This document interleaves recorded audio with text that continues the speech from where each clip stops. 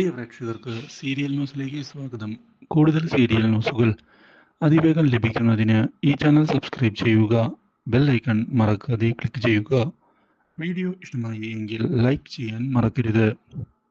കൺമണിയെ കുടുക്കി എന്നുള്ള കാര്യം ഉറപ്പിച്ചതിനെ തുടർന്ന് വരുൺ ഇനി തന്റെ വിവാഹം നടക്കും എന്ന് മനസ്സിലാക്കുകയാണ്. വരുൺ പൈസ നൽകാമെന്ന് പറഞ്ഞതിനെ തുടർന്ന് വരുണിന്റെ കൂടെ എന്തൊക്കെ സംഭവിച്ചാലും നിലനിൽക്കും എന്നുള്ള ഉറപ്പ് അമ്മായിമാരും നൽകുന്നു. ഇതോടെ കാര്യങ്ങൾ പുതിയൊരു വഴിത്തിരിവിലേക്ക് പോവുകയാണ്. കൺമണിയെ ചെന്ന് കാണുന്ന അവർ കൺമണിയോട് എന്തായാലും ഈ ഒരു അവസ്ഥയിൽ സ്വന്തം വീട്ടുകാരുടെ കാര്യമാണ് നോക്കേണ്ടത്, അല്ലാതെ മറ്റൊന്നുമല്ല. എടുത്തു ചാടി ഒരു മണ്ടത്തരവും ഇപ്പോൾ കാണിക്കാതിരിക്കുന്നതാണ് നല്ലത്. എല്ലാം വളരെയധികം പ്ലാൻ ചെയ്ത് മുന്നോട്ട് നീക്കുകയാണ് വേണ്ടത്. കൺമണി മനസ്സ് വെച്ചാൽ ഈ വീട്ടിലെ എല്ലാവിധ പ്രശ്നങ്ങളും നിഷ്പ്രയാസം ഇപ്പോൾ പരിഹരിക്കാവുന്നതാണ്. കൺമണിയുടെ കയ്യിലാണ് അതിനുള്ള ഓപ്ഷൻ. നീയൊന്ന് മനസ്സ് വെച്ചാൽ മാത്രം മതി. എന്താ കൺമണി, നിനക്ക് അതിന് വല്ല വിമുഖതയുമുണ്ടോ?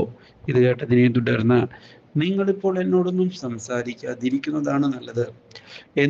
എന്ത് ചെയ്യണം, എങ്ങനെ ചെയ്യണം എന്നുള്ള തീരുമാനമെല്ലാം ഞാൻ എടുത്തുകൊള്ളാം. നിങ്ങളുടെ ഉപദേശമൊന്നും എനിക്കിപ്പോൾ ആവശ്യമില്ല. എന്തായാലും തൽക്കാലത്തേക്ക് വരുണിന്റെ സഹായം വേണ്ട എന്ന് തന്നെയാണ് ഞാൻ തീരുമാനമെടുത്തിരിക്കുന്നത്.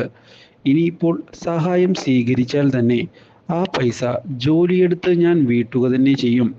അതെന്തു വർത്താനമാടി നീ പറയുന്നേ? നിന്നെ കെട്ടാൻ പോകുന്നവനല്ലേ വരുൺ? അപ്പോൾ നീ എന്തിനാണ് ആ പൈസ തിരികെ കൊടുക്കുന്നത്?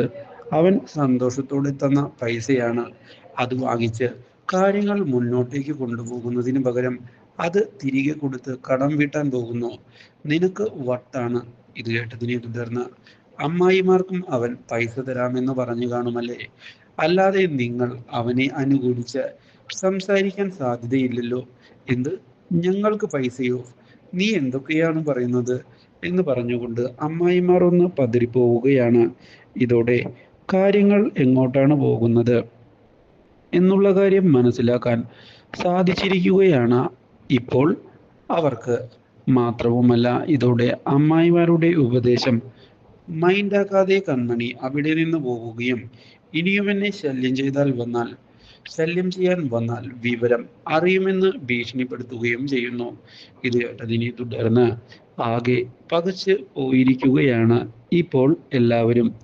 എന്നാൽ ഇതേ സമയം സുപ്രധാനമായ മറ്റൊരു വഴിത്തിരിവാണ് വന്ന് സംഭവിച്ചുകൊണ്ട് ഇരിക്കുന്നത്. കാര്യങ്ങൾ മാറി മറിയുകയാണ്. കൃഷാണെങ്കിൽ ഇനി എന്തു ചെയ്യും എന്ന ചോദ്യത്തിനു മുന്നിൽ ആകെ വിഷമിച്ചു നിൽക്കുകയാണ്. ഒരിക്കലും ഇങ്ങനെയൊരു വഴിത്തിരിവ് ഞാൻ പ്രതീക്ഷിച്ചില്ല. ജീവിതം തന്നെ ആകെ മാറിപ്പോയിരിക്കുകയാണ്. ഒരിക്കലും ഇങ്ങനെയൊക്കെ സംഭവിക്കുമായിരുന്നില്ല. കൺമണി ഇപ്പോൾ എന്നോട് വളരെ ദേഷ്യത്തിലാണല്ലോ പെരുമാറുന്നത്. ഞാൻ എന്ത് തെറ്റ് ചെയ്തിട്ടാണ് എന്നീ ചോദ്യങ്ങൾ മുന്നിൽ ബാക്കിയാവുകയാണ്. പക്ഷേ ഇതേ സമയം കൺമണി കൃഷിനോട് സംസാരിച്ചത് ശരിയായ രീതിയിലല്ല എന്നുള്ള തിരിച്ചറിവിൽ എത്തിച്ചേരുകയാണ്.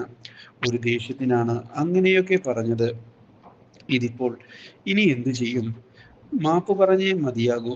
കൃഷ് സാറിനോട് ഒരിക്കലും അങ്ങനെ പെരുമാറാൻ പാടില്ലായിരുന്നു.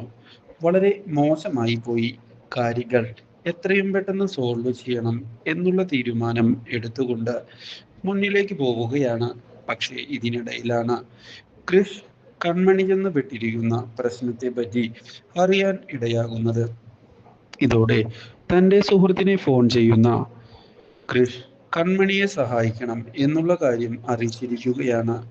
ഒരിക്കലും കൺമണിക്ക് ഒരു പ്രശ്നവും ഉണ്ടാകരുത്. അതുകൊണ്ട് തന്നെ കാര്യങ്ങൾ നമുക്ക് അവൾക്ക് ഫേവറായി ചെയ്തു കൊടുക്കണം എന്നുള്ള കാര്യവും ഉറപ്പിച്ച് പറയുകയും ചെയ്തതിനെ തുടർന്ന് പുതിയ വഴിത്തിരിവുകൾ വന്ന് സംഭവിക്കുകയാണ്. എന്നാൽ ഇതേ സമയം മറ്റൊരു തീരുമാനം എടുത്തുകൊണ്ട് ബലരാമൻ മുന്നിലേക്ക് എത്തുകയാണ്. കാര്യങ്ങൾ ഇങ്ങനെ മുന്നോട്ട് കൊണ്ടുപോയാൽ ശരിയാവുകയില്ല. എല്ലാ പ്രശ്നവും അവസാനിപ്പിക്കുകയാണ് വേണ്ടത്. എനിക്ക് ഇനിയും ഇങ്ങനെ അവരെ ചതിക്കാൻ സാധിക്കുകയില്ല. സാഗറും സുജയും എന്നെ മകനെ പോലെയാണ് കാണുന്നത്. അവരുടെ കുടുംബത്തെ വേദനിപ്പിക്കാൻ തനിക്ക് പറ്റുകയില്ല എന്നുള്ള കാര്യം ഉറപ്പിച്ചുകൊണ്ട് മുന്നിലേക്ക് പോവുകയാണ് ഇപ്പോൾ Balaraman. Do like, share and subscribe.